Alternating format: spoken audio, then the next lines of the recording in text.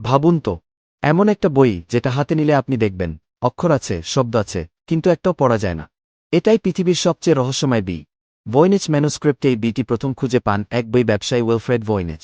তিনি বহু ভাষা জানতেন, কিন্তু এই বইয়ের লেখা দেখে নিজেই অবাক হয়ে যান। কারণ কোনো ভাষার সাথেই এর মিল নেই।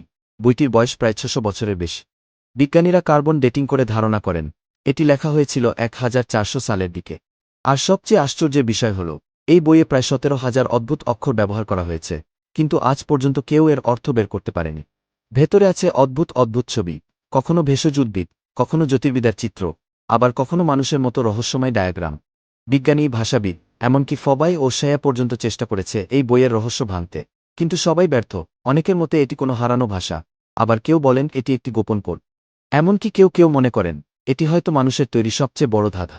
আজও এই বইটি সংরক্ষিত আছে ইয়েল বিশ্ববিদ্যালয়ে এবং পৃথিবীর সবচেয়ে অমীমাংসিত রহস্যগুলোর একটি হিসেবে বিবেচিত হচ্ছে। তাই প্রশ্ন একটাই, এই বই কি সত্যি কোনো ভাষা, নাকি মানুষের তৈরি সবচেয়ে বড় রহস্য?